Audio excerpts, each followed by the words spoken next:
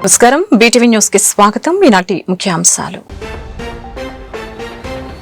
మహారాష్ట్ర ఉప ముఖ్యమంత్రి అజిత్ పవార్ విమాన ప్రమాదంలో దుర్మరణం చెందడంపై దేశ రాజకీయాల్లో తీవ్ర విషాదం. ఈ ఘోర ప్రమాదంపై తీవ్ర దిగ్భ్రాంతి వ్యక్తం చేసిన CM Chandrababu, deputy CM Pawan Kalyan. YCP అధినేత వైఎస్ జగన్మోహన్ రెడ్డిపై తీవ్ర స్థాయిలో విరుచుకుపడిన మంత్రి లోకేష్. మహాపాపం చేసి కూడా బుకాయించుకోవటం జగన్ కి చెల్లిందంటూ లోకేష్ ఆగ్రహం. ముగిసిన ఏపీ మంత్రివర్గ సమావేశం. 35 ఎజెండా అంశాలకు ఆమోదం తెలిపిన ఏపీ కేబినెట్. పీపీపీ పద్ధతిలో పిడుగురాళ్ల మెడికల్ కాలేజీ అభివృద్ధికి కేబినెట్ గ్రీన్ సిగ్నల్ ఇచ్చిన వైనం. మహారాష్ట్ర ఉప ముఖ్యమంత్రి అజిత్ పవార్ విమాన ప్రమాదంలో దుర్మరణం చెందడం దేశ రాజకీయాల్లో తీవ్ర విషాదాన్ని నింపింది. ఈ ఘోర ప్రమాదంపై ఆంధ్రప్రదేశ్ ముఖ్యమంత్రి నారా చంద్రబాబు నాయుడు, డిప్యూటీ సీఎం పవన్ కళ్యాణ్ లు తీవ్ర దిగ్భ్రాంతి వ్యక్తం చేశారు. మహారాష్ట్ర ఉప ముఖ్యమంత్రి అజిత్ పవార్ విమాన ప్రమాదంలో దుర్మరణం చెందడం దేశ రాజకీయాల్లో తీవ్ర విషాదాన్ని నింపింది. మహారాష్ట్ర రాజకీయాల్లో కీలక నేతగా ఉన్న అజిత్ పవార్ ప్రయాణిస్తున్న విమానం బుధవారం ఉదయం ప్రమాదానికి గురైంది. ఈ ఘటనలో అజిత్ పవార్ తో సహా మొత్తం 5 ప్రాణాలు కోల్పోయారు. ఈ ఘోర ప్రమాదంపై ఆంధ్రప్రదేశ్ సీఎం నారా చంద్రబాబు నాయుడు తీవ్ర దిగ్భ్రాంతి వ్యక్తం చేశారు. ఈ మేరకు ఆయన సోషల్ మీడియా వేదికగా అజిత్ పవార్ మృతి పట్ల విచారం వ్యక్తం చేశారు. ఈ రోజు ఉదయం విమాన ప్రమాదంలో మహారాష్ట్ర ఉప ముఖ్యమంత్రి అజిత్ పవార్ హఠాత్తుగా మరణించడం నన్ను దిగ్భ్రాంతికి గురి చేసింది, తీవ్ర బాధకు గురి చేసింది. ఆయన కుటుంబ సభ్యులు, స్నేహితులు, అనుచరులకు నా హృదయపూర్వక సానుభూతిని తెలియజేస్తున్నాను అని సీఎం చంద్రబాబు అందులో పేర్కొన్నారు. మహారాష్ట్ర ఉప ముఖ్యమంత్రి, ఎన్సీపీ అధ్యక్షులు, ఎన్డీఏ కూటమి నాయకులైన అజిత్ దాదా పవార్ ఈ రోజు జరిగిన ఘోర విమాన ప్రమాదంలో మరణించారనే విషాద వార్త తనని చాలా దిగ్భ్రాంతికి గురి చేసిందని ఆంధ్రప్రదేశ్ ఉప ముఖ్యమంత్రి పవన్ కళ్యాణ్ తెలిపారు. ఈ మేరకు డిప్యూటీ సీఎం సోషల్ మీడియా వేదికగా అజిత్ పవార్ మృతి పట్ల విచారం వ్యక్తం చేశారు. మాజీ ముఖ్యమంత్రి, వైసీపీ అధినేత వైఎస్ జగన్మోహన్ రెడ్డిపై విద్యా, ఐటీ శాఖల మంత్రి నారా లోకేష్ తీవ్ర స్థాయిలో విరుచుకుపడ్డారు. మహాపాపం చేసి కూడా బుకాయించుకోవటం జగన్ కి చెల్లిందంటూ వ్యాఖ్యలు చేశారు. ఉండవల్లి క్యాంపు కార్యాలయంలో మంత్రులతో లోకేష్ అల్పాహార విందు సమావేశం నిర్వహించారు. ఈ సందర్భంగా తిరుపతి లడ్డూలో కల్తీ నెయ్యి అంశాన్ని ప్రస్తావించారు. పవిత్రమైన తిరుపతి లడ్డూలో కల్తీ జరిగిందని నిర్ధారణ అయ్యాక కూడా నివేదికను వక్రీకరిస్తూ ప్రజల్ని తప్పుదోవ పట్టిస్తున్నారని జగన్ పై ఫైర్ అయ్యారు. పాలే లేని కల్తీ నెయ్యిని సృష్టించి దేవుడి ప్రసాదాన్ని అపవిత్రం చేయటం క్షమించరాని నేరమని అన్నారు. 100 కోట్ల కుంభకోణానికి పాల్పడటమే కాకుండా అసత్యాలతో ప్రజల్ని తప్పుదోవ పట్టించే యత్నం చేస్తున్నారని మంత్రి విమర్శించారు. ఏపీ మంత్రివర్గ సమావేశం ముగిసింది. 35 ఎజెండా అంశాలకు కేబినెట్ ఆమోదం తెలిపింది. పీపీపీ పద్ధతిలో పిడుగురాళ్ల మెడికల్ కాలేజీ అభివృద్ధికి కేబినెట్ గ్రీన్ సిగ్నల్ ఇచ్చింది. సీఎం చంద్రబాబు అధ్యక్షతన ఏపీ మంత్రివర్గం సమావేశం ముగిసింది. ఈ సమావేశం సందర్భంగా 35 ఎజెండా అంశాలకు కేబినెట్ ఆమోదం తెలిపింది. పీపీపీ పద్ధతిలో పిడుగురాళ్ల మెడికల్ కాలేజీ అభివృద్ధికి కేబినెట్ గ్రీన్ సిగ్నల్ ఇచ్చింది. ఏపీ టిడ్కోకు హడ్కో నుంచి 4,451 కోట్ల ప్రభుత్వ రుణ గ్యారంటీకి ఆమోదం తెలిపింది. టీటీడీ పరిధిలో పలు పోస్టుల అప్గ్రేడెడ్ కు కూడా కేబినెట్ ఆమోదం తెలిపింది. రాష్ట్ర వ్యాప్తంగా ఆయా సంస్థలతో పాటు అల్లూరు జిల్లా నందకోటలో పర్యాటక శాఖ 5 స్టార్ రిసార్ట్ కోసం భూమి కేటాయించేందుకు కేబినెట్ ఆమోదం తెలపడం జరిగింది. అర్జున్ అవార్డు గ్రహీత జ్యోతికి విశాఖలో 500 చదరపు గజాల స్థలం ఇచ్చేందుకు నిర్ణయించింది. డిగ్రీ తర్వాత జ్యోతికి గ్రూప్ 1 ఉద్యోగం ఇచ్చేందుకు కేబినెట్ ఆమోదం తెలిపింది. ఇక టీటీడీ నెయ్యి కల్తీకి సంబంధించిన సిట్ నివేదికపై మంత్రివర్గంలో చర్చ జరిగింది. సిట్ నివేదికపై వైసీపీ నేతల దుష్ప్రచారంపై ప్రధానంగా చర్చ జరిగింది. నెయ్యి కల్తీపై సిట్ నివేదిక తెప్పించాలని కేబినెట్ కోరింది. ఇప్పటికే సిబిఐ సిట్ ఛార్జ్ షీట్ వేసిన విషయాన్ని అధికారులు కేబినెట్ కు తెలిపారు. జగన్ పాదయాత్రలో దొంగ హామీలతో ప్రజలను మోసం చేశారని కార్మిక శాఖ మంత్రి వాసంశెట్టి సుభాష్ వెల్లడించారు. 2,000 మందికి పైగా హామీలు ఇచ్చిన జగన్ అధికారంలోకి వచ్చాక 10% హామీలు కూడా నెరవేర్చలేదని ఎద్దేవా చేశారు. కూటమి ప్రభుత్వం కార్మికుల సమస్యల పరిష్కారం కోసం కృషి చేస్తుందని చెప్పారు. టీఎస్టీయూసీ ఆధ్వర్యంలో 50 మంది ఆటో కార్మికులకు ఆటో పంపిణీ కార్యక్రమం నిర్వహించడం జరిగింది. ఈ కార్యక్రమంలో కార్మిక శాఖ మంత్రి Vasamsetti Subhash, MP Kesineni Sivanath, Noorpasha, corporation chairman Nakula Meera, TSTUC రాష్ట్ర అధ్యక్షులు గొట్టిముక్కల రఘురామరాజు తదితరులు పాల్గొన్నారు. ఈ సందర్భంగా మంత్రి మాట్లాడుతూ గొట్టిముక్కల రఘు ఆధ్వర్యంలో కార్మికులు 70 మందికి ఆటోలు ఇస్తున్నామని అన్నారు. 226 రోజుల పాటు నారా లోకేష్ చేసిన యువగలం పాదయాత్రతో రాష్ట్రం ముఖ చిత్రాన్ని మార్చేశారని, ఉద్యోగ ఉపాధి అవకాశాలు కల్పించేందుకు నిరంతరం లోకేష్ పనిచేస్తున్నారని ఈ సందర్భంగా తెలిపారు. 120 నియోజకవర్గాలలో యాత్ర చేసిన గొట్టిముక్కల రఘురామరాజు కార్మికులకు ఎప్పుడూ అండగా నిలబడ్డారని అన్నారు. అనంతరం జెండా ఊపి ఆటోలను పంపిణీ చేశారు. ఈ రాష్ట్రంలోనే యువతి యువకులు కాకుండా ఇతర రాష్ట్రాల నుంచి కూడా వచ్చి ఇక్కడ ఉపాధి కల్పించే పరిస్థితి ఈ రోజు రాష్ట్రంలో తీసుకుని వచ్చారు. ముఖ్యంగా గూగుల్ క్లౌడ్ ప్రపంచంలోనే అతిపెద్ద 2వ ఇన్వెస్ట్మెంట్ ని విశాఖపట్నానికి తీసుకుని వచ్చిన వ్యక్తి. అనేక రాష్ట్రాలు పోటీ పడుతుంటే మరి నారా లోకేష్ గారు చాకచక్యంగా మన రాష్ట్రానికి తీసుకొచ్చారని సగౌరవంగా తెలియజేసుకోవచ్చు. పాదయాత్రలో ఇచ్చిన ప్రతి హామీ కూడా ముఖ్యంగా కార్మికుల పట్ల ఉన్న సమస్యల్ని, వాళ్ళకి ఇచ్చిన హామీలన్నీ కూడా మేనిఫెస్టోలో చేరినాయి అంటే అది రఘురామరాజు గారని మనం సగౌరవంగా చెప్పొచ్చు. ఈయన సుమారు సంవత్సరాల తరబడి కూలీల కోసం అలాగే కార్మికుల కోసం నిరంతరం బస్సు యాత్ర చేశారు. అప్పుడు జరిగిన తోపులాటలో మరి ఈయన వెన్నుముక దెబ్బతినటం, డాక్టర్లందరూ విశ్రాంతి తీసుకోమన్నా సరే లెక్క చేయకుండా ఆ రాక్షస ప్రభుత్వం వైఎస్ఆర్ ప్రభుత్వం అంతమొందించాలని చెప్పి ఆ నొప్పితో కూడా ఈయన నిరంతరం తిరిగిన వ్యక్తి. అలాగే జోగి రమేష్ మన గౌరవ ముఖ్యమంత్రి వర్యులు నారా చంద్రబాబు నాయుడు గారి ఇంటి మీద దాడి చేయడానికి వెళ్ళినప్పుడు మరి అడ్డుగా నిలిచిన వ్యక్తి రఘురామరాజు గారని మనం సగౌరవంగా చెప్పవచ్చు. ఏదేమన్నప్పటికీ కార్మికుల సమస్యల పట్ల, కార్మికుల ఆరోగ్యం పట్ల పూర్తి చిత్తశుద్ధితో ఉన్న ప్రభుత్వం మా ప్రభుత్వాన్ని మేము సగౌరవంగా చెప్పగలం. ఈరోజు 4 కోట్లుగా విభజించి మరి ఇటు కార్మికులు ఇటు యాజమాన్యాన్ని దృష్టిలో పెట్టుకుని వచ్చే పెట్టుబడులు వెల్లువలా రావాలని ముఖ్య ఉద్దేశంతో మరి అనేక సంస్కరణలు చేయడం జరిగింది. ఏదేమన్నప్పటికీ ఈ విష ప్రచారం చేస్తున్న వైసీపీ ప్రభుత్వం మాటలు నమ్మే పరిస్థితి లేదు. మొన్న మళ్ళీ మీడియా ముందుకు వచ్చి జగన్మోహన్ రెడ్డి సుమారు సంవత్సరంన్నర అయిన తర్వాత పాదయాత్ర పెడతానన్నారు. ఆయన పాదయాత్రను మానేసి ఇంకో సంవత్సరం పాటు పెట్టను, సంవత్సరం తర్వాత పెడతానన్నారు. అంటే గడిచిన సంవత్సరంన్నర కూడా క్లీన్ చిట్ ఇచ్చినట్టు జగన్మోహన్ రెడ్డి మనం భావించవచ్చు. రాబోయే సంవత్సరానికి కూడా క్లీన్ చిట్ ఇచ్చాడు ఆయన. అయితే ఎలక్ట్రానిక్ ఓటింగ్ మెషిన్లు వీవీప్యాట్ల గోదాముకు పగడ్బందీ భద్రత కల్పించడం జరిగినప్పటికీ నిరంతర పర్యవేక్షణలో అప్రమత్తంగా ఉండాలని సంబంధిత అధికారులను జిల్లా కలెక్టర్ లక్ష్మీషా ఆదేశించారు. గోదాం వద్ద విధులు నిర్వహిస్తున్న పోలీస్ సిబ్బంది నిరంతరం అప్రమత్తంగా ఉంటూ సీసీ కెమెరాల పర్యవేక్షణ గట్టినిగా ఉంచాలని కలెక్టర్ లక్ష్మీషా అధికారులకు సూచించారు.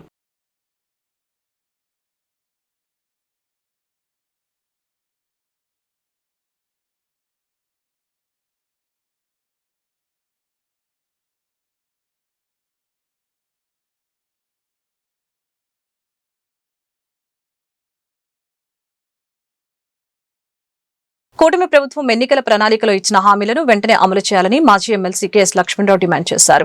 ముఖ్యంగా జాబ్ క్యాలెండర్ను తక్షణమే ప్రకటించాలని కోరారు. అలాగే ఉద్యోగాల వయోపరిమితిని ప్రస్తుతం ఉన్న 40 ఏళ్ల నుంచి 45 ఏళ్లకు పెంచాలని ఆయన ప్రభుత్వాన్ని కోరారు.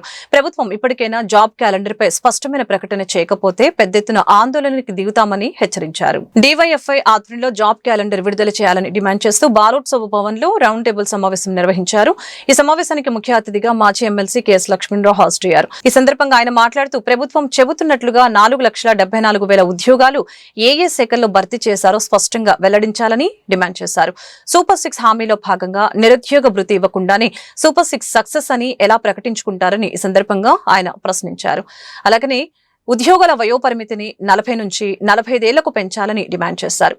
ప్రభుత్వం తక్షణమే స్పందించకపోతే రాష్ట్ర వ్యాప్తంగా నిరుద్యోగ యువతతో కలిసి పెద్ద ఎత్తున ఉద్యమాలకు దిగుతామని హెచ్చరించారు.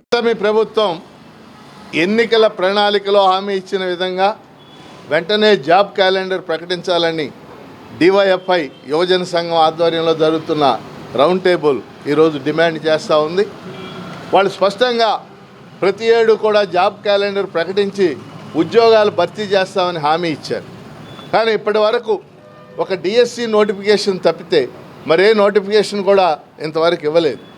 ఈరోజు రాష్ట్రంలో గ్రూప్ 1 కానీ, గ్రూప్ 2 కానీ, గ్రూప్ 3 కానీ, గ్రంథాలయాల్లో కానీ, పోలీస్ శాఖలో కానీ, అలాగే డిఎస్సికి సంబంధించి కానీ సుమారుగా 1,00,000 వరకు పోస్టులు ఖాళీగా ఉన్నాయనేది ప్రభుత్వ శాఖలు చెప్తున్నటువంటి అంచనా. మరి నిరుద్యోగం విపరీతంగా పెరిగిపోతున్నటువంటి పరిస్థితి.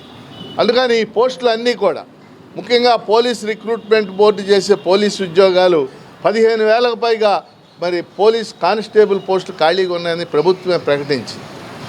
నిరుద్యోగులు పెద్ద ఎత్తున వీటి కోసం ఎదురు చూస్తున్నటువంటి పరిస్థితి. అందుకని కూటమి ప్రభుత్వం వెంటనే తమ ఎన్నికల ప్రణాళికలో ప్రకటించిన విధంగా జాబ్ క్యాలెండర్ ప్రకటించాలని మేము డిమాండ్ చేస్తున్నాం. రెండోది వయోపరిమితి. నోటిఫికేషన్లో రెగ్యులర్గా రాకపోవడంతో అనేక మంది నిరుద్యోగులకి వయసు పెరిగిపోతూ ఉంది. వాస్తవంగా ఇప్పుడు 42 ఏళ్ళు ఉంది వయో పరిమితి. ఈ 42 ఏళ్ళని 48 ఏళ్ళకు పెంచాలని చెప్పేసి మేము డిమాండ్ చేస్తూ ఉన్నాం. ఎందువల్లంటే అనేక మంది దీని మీదే ఆధారపడి కోచింగ్ తీసుకుంటా ఉన్నప్పటికీ ఇప్పుడు ఉదాహరణకు గ్రూప్ 2 ఉంది, 4 ఏళ్ళు అయింది నోటిఫికేషన్ వచ్చి. ప్రతి ఏడు ఉంటే వాళ్ళకి వయో పరిమితి సమస్య రాదు. కాబట్టి రెండో డిమాండ్ మేము చేస్తుంది వయో పరిమితిని వెంటనే ప్రకటించాలి, అలా పెంచాలి. మూడవది ఇవాళే గ్రూప్ 2 ఫలితాలు వచ్చినాయి కాబట్టి గ్రూప్ 2 నోటిఫికేషన్ ద్వారా 5-6 వేల పైగా పోస్టులు ఖాళీగా ఉన్నాయి. ఇవన్నీ భర్తీ చేయాలి. ప్రభుత్వం కనుక పూనుకోకపోతే నిరుద్యోగ వేదికలు, ఐక్య వేదికలు అనేక. అందరికీ నమస్కారం అండి. నా పేరు జి రామన్న, డివైఎఫ్ఐ రాష్ట్ర కార్యదర్శి. ఈరోజు డివైఎఫ్ఐ ఆధ్వర్యంలో జాబ్ క్యాలెండర్ రాష్ట్ర ప్రభుత్వం తక్షణమే ప్రకటించాలని డిమాండ్ చేస్తూ ఈరోజు రౌండ్ టేబుల్ నిర్వహిస్తున్నాం. ఈ రౌండ్ టేబుల్ సమావేశం రాష్ట్ర ప్రభుత్వానికి ఒక సవాల్ చేస్తున్నాం, ఒక ఛాలెంజ్ చేస్తున్నాం.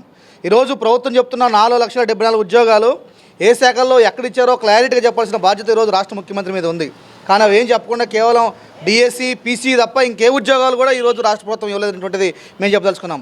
అట్లాగే ఈరోజు రాష్ట్ర ప్రభుత్వం చెబుతున్న ఇంకో అబద్ధం ఏంటంటే ఈరోజు అమరావతి ఆవకాయ, కర్నూలు కాకరకాయ కాదు, నిరుద్యోగులకు నిరుద్యోగ భృతి ఇచ్చారా? సూపర్ 6 హామీలో నిరుద్యోగ భృతి ఉందా లేదా? ఉంటే ఎందుకు ఇవ్వట్లేదు? మరి ఇవ్వకుండా సక్సెస్ ఎలా చేసుకుంటారేంటి ఉంటుంది మా డిమాండ్. అట్లాగే ఈరోజు వయోపరిమితి రెగ్యులర్ నోటిఫికేషన్ లేక దాదాపు 10 ఏళ్ల నుంచి గట్టిగా ఒక్క నోటిఫికేషన్ లేదు. ఈ నేపథ్యంలో వయోపరిమితి 48 ఏళ్లకు ప్రతి కాంపిటేటివ్ ఎగ్జామ్స్కి ఇవ్వాలనేటువంటిది మా మూడో డిమాండు. అట్లాగే స్పెషల్ డిఎస్సి ఏదైతే ఉందో దాదాపు 2,600 ఉద్యోగాలకు ఈ స్పెషల్ డిఎస్సి నోటిఫికేషన్ ఇవ్వాలనేటువంటిది మా నాలుగో డిమాండు. అట్లాగే లైబ్రరీ పోస్టు కూడా ఖాళీగా ఉన్నాయి. లైబ్రరీ పోస్టులు ఏమి భర్తీ లే. దాదాపు 18 ఏళ్ల నుంచి లైబ్రరీ ఉద్యోగాలు చదివి 2 లక్షల మంది నిరుద్యోగులు ఉద్యోగాల కోసం ఎదురు చూస్తున్నారు, వాళ్ళకి ఉద్యోగం లేదు. అట్లాగే పశుసంవర్ధక శాఖలో ఏహెచ్ఏ వాళ్ళు ఈరోజు మాకు ఉద్యోగాలు వస్తాయని చెప్పేసి 2 ఏళ్ల పాటు చదువుకొని కోచింగ్లు తీసుకొని డబ్బులు అప్పులు చేసి ఈరోజు కష్టపడుతున్నా ఈరోజు ఏహెచ్ఏ దాంట్లో ఉద్యోగాలు ఇవ్వడానికి ఏంటి ప్రభుత్వానికి బాధ అనేటువంటిది మా డిమాండ్. ఈ నేపథ్యంలో అట్లాగే పోలీస్ కానిస్టేబుల్లో 15,000 పైగా ఖాళీ అని చెప్పేసి హోంమంత్రి గారు చెప్పారు. గత ప్రభుత్వం ఇచ్చిన 6,100 ఉద్యోగాలు తప్ప మీరు ఏదన్నా పీసీ ఉద్యోగ నోటిఫికేషన్ ఇచ్చారంటే మా ప్రశ్న. అందుకని 44వ డివిజన్ విద్యాధరపురం చెరువు సెంటర్ కొండ ప్రాంతంలో ఉన్న విఎంసీ వాటర్ ట్యాంక్ పాడైపోయి ప్రజలకు కలుషిత మంచినీరు సరఫరా అవుతుందని వాటర్ ట్యాంక్ రిపేర్ పనుల్ని మాజీ మంత్రి వెల్లంపల్లి శ్రీనివాసరావు, మేయర్ భాగ్యలక్ష్మి అడ్డుకుంటున్నారని కూటమి కార్పొరేటర్లు ఆరోపణలు చేశారు. కలుషిత నీటి సరఫరా వలన ప్రజలకి అనారోగ్య సమస్యలు వస్తే వెల్లంపల్లి మేయర్ బాధ్యత వహించాల్సి వస్తుందని హెచ్చరించారు. కూటమి కార్పొరేటర్లకు ప్రజాదరణ రాకుండా ఉండాలని కుట్రలు పన్నుతున్నారని స్పష్టం చేశారు. బుధవారం 44వ డివిజన్ విద్యాధరపురం చెరువు సెంటర్ కొండ ప్రాంతంలో ఉన్న వాటర్ ట్యాంకును కూటమి కార్పొరేటర్లు పరిశీలించారు. కార్పొరేటర్లు మైలవరం రత్నకుమారి, అత్తలూరి ఆదిలక్ష్మి, బుల్ల విజయ్ కుమార్, గుడివాడ నరేంద్ర రాఘవ, అప్పాజీ, అబ్దుల్ హర్షద్, కూటమి నాయకులు మైలవరపు దుర్గారావు, మైలవరం కృష్ణ, అత్తలూరి పెదపాపు, బొడ్డుపల్లి శ్రీనివాసు, రెడ్డిపల్లి రాజు స్థానికులు వాటర్ ట్యాంకులు పరిశీలించారు. ఈ సందర్భంగా వారు మీడియాతో మాట్లాడారు. కూటమి కార్పొరేటర్లకు చెందిన డివిజన్లలో అభివృద్ధి, సంక్షేమ పనుల్ని మేయర్, మాజీ మంత్రి అడ్డుకుంటున్నారని అన్నారు.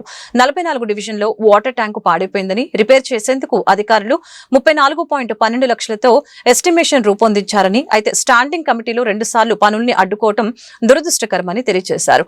భవిష్యత్తులో ప్రజారోగ్య సమస్యలు వస్తే వెల్లంపల్లి శ్రీనివాసరావు, మేయర్, కార్పొరేటర్లు, అధికారులే బాధ్యత వహించారని హెచ్చరించారు. కుమార్ గారి సమస్య, మైలవరపు దుర్గారావు గారి సమస్య అని చెప్పేసి ఆయన చూస్తున్నారు, కానీ ఇది ప్రజల సమస్య అని చెప్పేసి పెద్దలు గౌరవం మీరు ఆలోచించాలి. ఇది ఈ రోజున ఇవాళ ప్రెస్ మీట్ పెట్టి మేమందరం కూడా మాట్లాడటానికి కారణం ఏంటంటే ఇక్కడ పొల్యూట్ అయిపోతుంది వాటర్. మున్సిపల్ కమిషనర్ గారు మీరు కూడా గమనించాలి, ఇది పొల్యూట్ అవుతుంది. ఈ పొల్యూట్ అయిన సందర్భంలో ఇక్కడ ఉన్నటువంటి గుడివాడ నరేంద్ర గారి డివిజను ప్లస్ 44వ డివిజను రత్నకుమార్ గారి డివిజన్ లో ఉన్నటువంటి ప్రజలందరూ కూడా సమస్య తీవ్రతం అవుతుంది. ఇది ప్రజల ముందుకు తీసుకురావాలి. అంటే ఇక్కడ మేము ఉన్నాం, కార్పొరేటర్ గా కూటమిలో ఉన్నటువంటి కార్పొరేటర్లు ఉన్నాం. రేపు పొద్దున తప్పు మాదని చెప్పేసి అని అంటారు.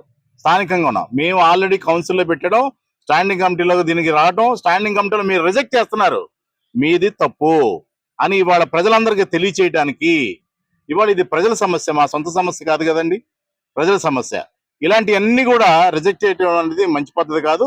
మేయర్ గారు అర్థం చేసుకోవాలి, వెల్లంపల్లి శ్రీనివాసరావు గారు అర్థం చేసుకోవాలి, స్టాండింగ్ కమిటీలో ఉన్న వాళ్ళందరూ కూడా అర్థం చేసుకోవాలి. ఇలాంటి ప్రజల సమస్య ఏదైతే ఉందో ఇది రిజెక్ట్ చేయకూడదు అనేది మీరు గమనించాల్సినటువంటి అవసరం మీకు ఎంతైనా ఉంది. ఒకవేళ అనివార్య కారణం వల్ల ఏమైనా పొల్యూట్ అయిపోయి ప్రజలకు ఏమైనా ఇబ్బంది పడితే మాత్రం ఇప్పుడున్నటువంటి వెల్లంపల్లి శ్రీనివాసరావు గారు ఎవరైతే ఉన్నారో మాజీ మంత్రి వర్యులు, ఆయన భాగ్యలక్ష్మి గారు, మేయర్ గారు, స్టాండింగ్ కమిటీ మున్సిపల్ కమిషనర్ గారు బాధ్యత వహిస్తారని చెప్పి ఈ సందర్భంగా వాటర్ ట్యాంక్ దాదాపు 2 సంవత్సరాలు బట్టి టాప్ అండ్ బాటం రెండు కూడా పాడైపోయి బయటికి ఆ స్లాబ్ లో ఉన్న ఊసలు బయటకు వచ్చి తుప్పు పట్టేసి ఆ వాటర్ కూడా పొల్యూట్ అయ్యి ప్రజలందరూ కూడా చాలా ఇబ్బంది పడుతున్నారు. దాదాపు గత గవర్నమెంట్ లోంచి కూడా నేను కౌన్సిలర్ దృష్టికి తీసుకెళ్ళడం, అప్పుడున్నటువంటి మాజీ మంత్రి వర్యులు వెల్లంపల్లి శ్రీనివాస్ గారి దృష్టికి తీసుకెళ్ళడం, నగర మేయర్ గారు రాయన భాగ్యలక్ష్మి గారి దృష్టికి తీసుకెళ్ళినా కూడా అమృత స్కీమ్ లో ఉంది, దాంట్లో వస్తుంది, చేద్దాం అని మబ్బు పెట్టి జ్ఞాపం చేసి ఆ పని అవనవకుండా అడ్డుకున్నటువంటి వ్యక్తులు వెల్లంపల్లి శ్రీనివాస్ గారు. అలాగే ఈ రోజు కూటమి ప్రభుత్వం వచ్చి ప్రజల కోసం పనిచేస్తున్నటువంటి కూటమి ప్రభుత్వాన్ని మేము వెంటనే ఏదైతే వైఎస్ఆర్ కాంగ్రెస్ పార్టీలో గెలిచి ప్రజా సమస్యల కోసం ప్రజల కోసం ఈ రోజు మేము ఏదైతే సుజనా చౌదరి గారు ఓట్లేసి గెలిపి ప్రజల యొక్క ఆకాంక్ష మేరకు మేము కూడా ప్రజల తరపున ఉండాలనే ఆకాంక్షతో మీ ఈ రోజు సుజనా చౌదరి గారితోని అలాగే కూటమి నాయకులతో మేము అందరం కూడాను ఈ యొక్క నియోజకవర్గం కానీ ఈ రాష్ట్రం కానీ అన్ని కూడా అభివృద్ధి చేయాలనే ఉద్దేశంతో మేము అందరం కూడా పార్టీ మారడం జరిగింది. దానికి ఈ రోజు దాదాపు మొన్న 27/12/2025 ఆరో స్టాండింగ్ కమిటీలో దాదాపు దీనికి 34 లక్షల రూపాయలు ఎస్టిమేషన్ వేసి మరి అధికారులు స్టాండింగ్ కమిటీ పెట్టారు. స్టాండింగ్ కమిటీ అనేది కార్పొరేషన్ లో జరుగుద్ది. స్టాండింగ్ కమిటీ సభ్యులు కానీ స్టాండింగ్ కమిటీ అధికారులు కానీ అందరూ కూడా కూర్చొని అక్కడ స్టాండింగ్ కమిటీ కార్పొరేషన్ లో జరుగుద్ది. కానీ ఇది విరుద్ధంగా మాజీ మంత్రి వెల్లంపల్లి శ్రీనివాస్ గారి ఇంట్లో స్టాండింగ్ కమిటీ చేసుకోవడం చాలా దౌర్భాగ్యం. ఎందుకంటే ఫిబ్రవరి 9న జరగనున్న ఆంధ్రప్రదేశ్ మెడికల్ కౌన్సిల్ ఎన్నికల్లో ప్రోగ్రెసివ్ డాక్టర్స్ ఫోరం ప్యానెల్ ని అత్యధిక మెజారిటీతో గెలిపించాలని పీడీఎఫ్ ప్యానెల్ సభ్యులు doctor Uppalapadu Pavani, doctor Karnati Rohit, doctor Venkata Narayana విజ్ఞప్తి చేశారు. ప్యానెల్ సభ్యులందరూ నామినేషన్ వేశారని స్పష్టం చేశారు. డాక్టర్స్ కి అనేక సమస్యలు ఉన్నాయని, వాటిని పరిష్కారం చేయటమే తమ లక్ష్యమని వెల్లడించారు. ఆంధ్రప్రదేశ్ మెడికల్ కౌన్సిల్ ఎలక్షన్ సందర్భంగా ప్రోగ్రెసివ్ డాక్టర్స్ ఫోరం ప్యానెల్ సభ్యులు ఆధ్వర్యంలో విజయవాడ ప్రెస్ క్లబ్ లో మీడియా సమావేశం నిర్వహించడం జరిగింది. ఈ సమావేశంలో ప్యానెల్ సభ్యులు doctor Uppalapadu Pavani, doctor Karnati Rohit, doctor Venkata Narayana మాట్లాడుతూ మొట్టమొదటిసారిగా ఆన్లైన్ పద్ధతిలో జరుగుతున్న ఎన్నికల్లో తమ ప్యానెల్ పోటీ చేస్తుందని ఈ సందర్భంగా తెలియజేశారు. ఆంధ్రప్రదేశ్ మెడికల్ కౌన్సిల్ ఎన్నికల్లో మా ప్యానెల్ ద్వారా మొత్తం 13 మంది పోటీ చేయడం జరుగుతుందని చెప్పారు. ఈ ఎన్నికలు ఫిబ్రవరి 9వ తారీఖున ఉదయం 9 గంటల నుంచి సాయంత్రం 5 గంటల వరకు ఆన్లైన్ లో జరుగుతాయని, తమ ప్యానెల్ కి పూర్తి మద్దతు ఇచ్చి గెలిపించాలని కోరటం జరిగింది. పూర్తి నమ్మకంతో తమ ప్యానెల్ కి ఓటు వేసి గెలిపించడం ద్వారా బాధ్యతాయుతంగా పనిచేస్తామని అన్నారు. నమస్కారం అండి, నా పేరు డాక్టర్ రోహిత్ కర్నాటి, ఎండి జనరల్ మెడిసిన్. నేను కావలిలో ఉంటాను అండ్ అల్లూరు ప్రభుత్వ ఆసుపత్రిలో డిప్యూటీ సివిల్ సర్జన్గా పనిచేస్తున్నాను. అయితే ఈరోజు నేను కావచ్చు, నాతో పాటు మా టీమ్ ఆఫ్ డాక్టర్స్ కావచ్చు, ఇక్కడ మేమందరం ఎందుకు అసెంబ్లీ అయ్యామనంటే, ఇప్పుడు 20 సంవత్సరాల తర్వాత ఆంధ్రప్రదేశ్లో మెడికల్ కౌన్సిల్ ఎన్నికలు జరగబోతున్నాయి. 20 సంవత్సరాల నుంచి ఎందుకు జరగలేదు అనంటే, అది కేవలం నిర్లక్ష్యం వల్లనే జరగలేదు. అది ఇటు మా డాక్టర్ సైడ్ నుంచి కావచ్చు, అటు మిగతా వాళ్ళ సైడ్ నుంచి కావచ్చు, పట్టించుకోలేదు ఎవరు. ఒక ప్యానెల్, నామినేటెడ్ ప్యానెల్ ఎన్నుకుంటారు. ఆ నామినేటెడ్ ప్యానెలే సంవత్సరాల తరబడి వాళ్ళే చేస్తూ అక్కడ రిజిస్ట్రేషన్ ప్రాసెస్ కఠినత్వం కానీ, లేకపోతే ఇందాక సార్ చెప్పినట్టుగా మిగతా విషయాలు కానీ, ఎగ్జాంపుల్ మన ఆంధ్రప్రదేశ్ స్టేట్లో గవర్నమెంట్ కావచ్చు, నాన్ గవర్నమెంట్ కావచ్చు, డాక్టర్స్ అనేవాళ్ళు క్వాలిఫైడ్ రిజిస్టర్డ్ మెడికల్ ప్రాక్టీషనర్స్ ఎవరైతే ఉన్నారో క్వాలిఫైడ్ డాక్టర్స్ దాదాపు లక్షల్లో ఉన్నారండి. కానీ టోటల్గా ఇప్పుడు ప్రజెంట్ ఆంధ్రప్రదేశ్ మెడికల్ కౌన్సిల్లో రిజిస్టర్డ్ డాక్టర్స్ ఎంతమంది ఉన్నారు అంటే జస్ట్ 55,000 మంది మాత్రమే ఉన్నారు. దానికే ఈ కొలమానం. మేము ఎందుకు చెప్తున్నాం అంటే, లక్షలు, ఒక 5-6 లక్షల్లో ఉండే డాక్టర్స్ రిజిస్టర్ కూడా చేసుకోకుండా, ఎందుకు వల్ల అనంటే ఈ కఠినమైన ప్రాసెస్ కావచ్చు, దానికి సంబంధించిన ఫీజులు కావచ్చు, లేదా దానికి పట్టే టైం కావచ్చు, ఆ ప్రక్రియ చాలా కఠినంగా ఉంది కాబట్టి డాక్టర్స్ అందరూ కూడా చాలా మంది ఇబ్బంది పడుతున్నారు. అలాగే ఫారెన్ ఆఫీసర్ గా కూడా గవర్నమెంట్ సర్వీస్ లో నేను పనిచేస్తున్నాను. ఈ రోజు మేము ఇక్కడ మీ అందరి ముందుకి రావడానికి ముఖ్య కారణం, దాదాపు 20 సంవత్సరాల తర్వాత ఏపీ మెడికల్ కౌన్సిల్ ఎలక్షన్స్ జరుగుతున్నాయి. ఇన్ని రోజులు మన చేతిలో లేని ఆయుధం ఈ రోజు మన చేతికి వచ్చింది. ఓటు అనేది మీ అందరికీ తెలిసి ఎంత ముఖ్యమో, డెమోక్రటిక్ గా మనం ఎంత ముందుకు వెళ్ళాలి అంటే అందరి హక్కుల్ని పరిరక్షించే విధంగా ఓటింగ్ సిస్టమ్ అనేది ఉండాలి. కానీ 20 ఏళ్ళుగా, గత 20 సంవత్సరాలుగా ఏపీ మెడికల్ కౌన్సిల్లో ఒక ఎలక్షన్ జరగలేదు. ప్రతి వాళ్ళు నామినేటెడ్ గా వచ్చారు. అలాగే ఎక్కడ డాక్టర్స్ యొక్క ఇబ్బందులు కానీ, వాళ్ళు ఎదుర్కొంటున్న విపరీతమైన హింసకు కూడా గురవుతున్నారు డాక్టర్స్. ఎక్కడ సేఫ్టీ తగ్గిపోతుంది. మీరు రోజు చూస్తున్నారు, మీ మీడియాలో ఎక్కడ చూసినా ఫలానా డాక్టర్ ఫలానా హాస్పిటల్లో వైద్యం ఎప్పుడైనా సరే ప్రతి డాక్టరు తన పేషెంట్ని కాపాడటానికి 100% కష్టపడతాడు. ఎక్కడైనా సరే అన్ఫార్చునేట్ ఈవెంట్స్ జరిగినప్పుడు డాక్టర్ని బ్లేమ్ చేయటము, కన్స్యూమర్ ఫామ్కి తీసుకెళ్ళటము జరుగుతుంది. ఈ రోజు మేము పీడిఎఫ్ తరపున అంటే ప్రోగ్రెసివ్ డాక్టర్స్ ఫర్మ్ తరపున ఈ 13 మంది డాక్టర్స్ దీని గురించి కఠినమైన చర్యలు, ఎవరైనా సరే డాక్టర్ గురించి మాట్లాడాలన్నా చెయ్యెత్తాలన్నా, ఒక డాక్టర్ ఏదన్నా తప్పు చేస్తే కరెక్టే, తప్పు చేస్తే ఎవరైనా ఆన్సరబులే, కానీ డాక్టర్ ఏమి భగవంతుడు కాదండి. మా ప్రయత్నం మేము చేస్తాం. కోవిడ్లో ఎంతమంది డాక్టర్స్ చనిపోయారు మీకు అందరికీ తెలుసు. దాదాపు 1600 మంది యంగ్ డాక్టర్స్ ప్రాణాలు కోల్పోయారు. ఒక్క విషయం, కోవిడ్లో చాలా మంది ట్రీట్మెంట్ చేశారు, చనిపోయారని మీరు అందరూ అనుకుంటూ ఉంటారు. కానీ కోవిడ్లో ట్రీట్మెంట్ చేస్తే మనం ఎక్స్పోజ్ అయితే మాకు మరణం తప్పదు అని తెలిసి కూడా మా వృత్తి ధర్మాన్ని నిర్వహించి ఎంతోమంది యంగ్ డాక్టర్స్ అమరులయ్యారండి. ఇప్పుడు మీరు చూస్తుంటారు, చాలా మంది సోల్జర్స్ కి మనం సెల్యూట్ చేస్తుంటాం. అఖిల భారత శాంతి సంఘీభావ సంఘం జాతీయ కౌన్సిల్ సమావేశాలు ఈ నెల 31 నుంచి ఫిబ్రవరి 2 వరకు విజయవాడలో జరగనున్నట్లు సంఘం నాయకులు వై వెంకటేశ్వరరావు, జి ఈశ్వర్య తెలిపారు. అమెరికా యుద్ధోన్మాద ప్రపంచ శాంతికి సవాళ్లు అనే అంశంపై ఫిబ్రవరి 1న జాతీయ సదస్సు నిర్వహించనున్నట్లు చెప్పారు. నగరంలోని ఎంబీవీకే భవన్ నందు సమావేశాలకు సంబంధించిన పోస్టర్లను వారు విడుదల చేశారు. ఈ సందర్భంగా అమెరికా ప్రపంచ దేశాల అంతర్గత వ్యవహారాల్లో జోక్యం చేసుకోవటం తగదని విమర్శించారు. ప్రపంచ శాంతి కోసం ఉద్యమించే వారందరూ కూడా ఐక్యంగా ముందుకు రావాలని పిలుపునిచ్చారు. అఖిల భారత శాంతి సంఘీభావ సంఘం నేతృత్వంలో రేపు జనవరి 31, ఫిబ్రవరి 1, 2 తారీఖుల్లో విజయవాడ కేంద్రంగా అఖిల భారత కౌన్సిల్ సమావేశాలు ఇక్కడ జరగబోతూ ఉన్నాయి. ఈ సమావేశాలకు భారతదేశ వ్యాప్తంగా ఉన్నటువంటి శాంతి కాముకులు, అభ్యుదయవాదులందరూ కూడా ఇక్కడికి హాజరు కాబోతూ ఉన్నారు. ప్రధానంగా ఈ సమావేశాలు 3 రోజులు జరపడంతో పాటు ఈరోజు ప్రపంచవ్యాప్తంగా యుద్ధోన్మాదం అలుముకుంటున్నటువంటి నేపథ్యంలో ప్రపంచ శాంతి కావాలని చెప్పి డిమాండ్ చేస్తూ ఒకవైపున అమెరికా అధ్యక్షుడు ట్రంప్ ప్రపంచ పోలీసుగా వ్యవహరిస్తూ ఇతర దేశాల యొక్క సార్వభౌమాధికారాన్ని తన చెప్పు చేతుల్లో పెట్టుకొని మొత్తం ప్రపంచంలో ఎక్కడ ఏ మూల జరిగినా కూడా నా దేశం కోసమే జరగాలి, నా దేశ ప్రయోజనాల కోసమే జరగాలనేటువంటి పద్ధతుల్లో ఈరోజు వెనుజులా అధ్యక్షుడు ముదురోను వారి సతీమణిని అర్ధరాత్రి పూట ఇంతకుముందే తెలియజేసినట్లు జనవరి 31, ఫిబ్రవరి 1, 2 తేదీలలో అఖిల భారత శాంతి సంఘీభావ సంఘం జాతీయ సమితి సమావేశాలు మన విజయవాడలో జరగబోతూ ఉన్నాయి. అనేక సంవత్సరాలుగా మనం చూసినప్పుడు ఇటువంటి సమావేశాలు విజయవాడలో జరగటం ఇదే ప్రథమం.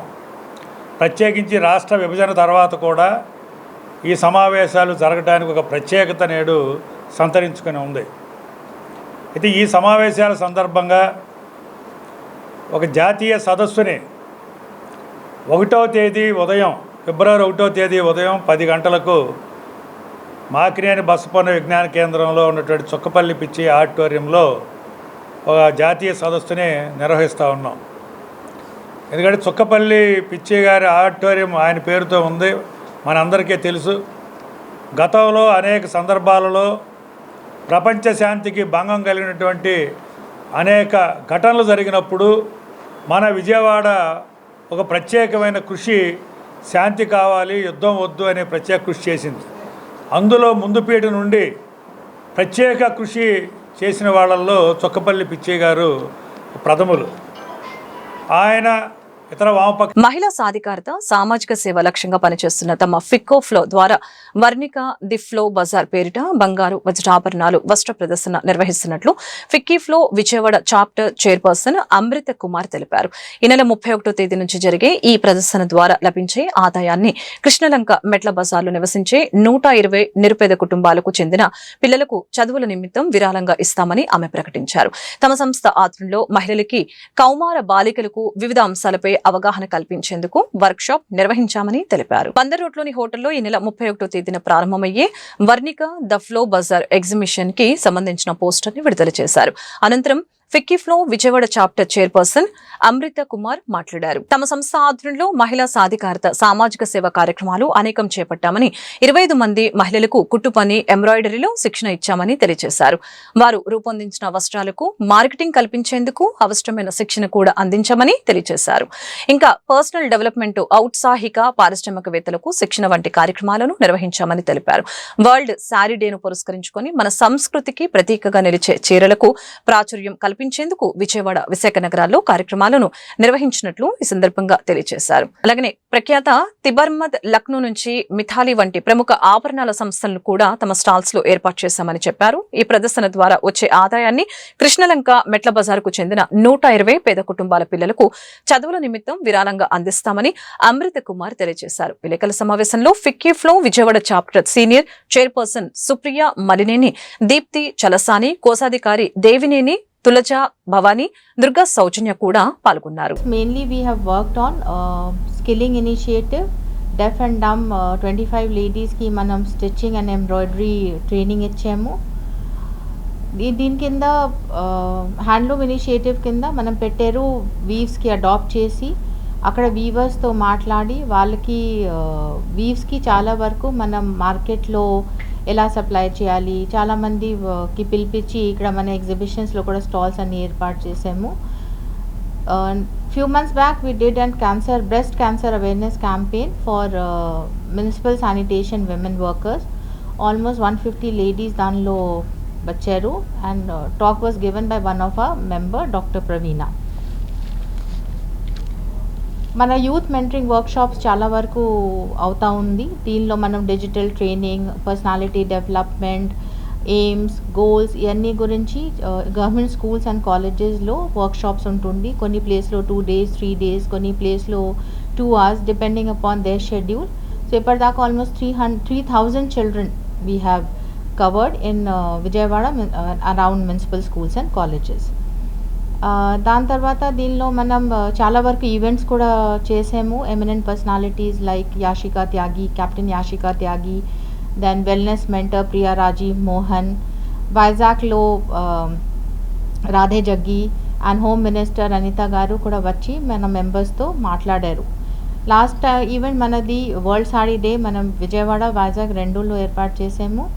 దానిలో మనం ఇండియన్ వీవ్స్ గురించి వాళ్ళ అవేర్నెస్ క్రియేట్ చేసాము. సాడీకి ఇంపార్టెన్స్, మన కల్చర్ గురించి ఆ ప్రోగ్రామ్ అయింది. ఇదే సందర్భంగా మనం ఇప్పుడు ఫిక్కీ ఫ్లో విజయవాడలో ఫస్ట్ టైం వర్ణిక ఎగ్జిబిషన్ మనం ఏర్పాటు. వార్తను ముగించే ముందు ముఖ్యాంశాలు మరొకసారి. మహారాష్ట్ర ఉప ముఖ్యమంత్రి అజిత్ పవార్ విమాన ప్రమాదంలో దుర్మరణం చెందడంపై దేశ రాజకీయాల్లో తీవ్ర విషాదం. ఈ ఘోర ప్రమాదంపై తీవ్ర దిగ్భ్రాంతి వ్యక్తం చేసిన CM Chandrababu, deputy CM Pawan Kalyan. YCP అధినేత వైఎస్ జగన్మోహన్ రెడ్డిపై తీవ్ర స్థాయిలో విరుచుకుపడిన మంత్రి లోకేష్. మహాపాపం చేసి కూడా బుకాయించుకోవటం జగన్కే చెల్లిందంటూ లోకేష్ ఆగ్రహం.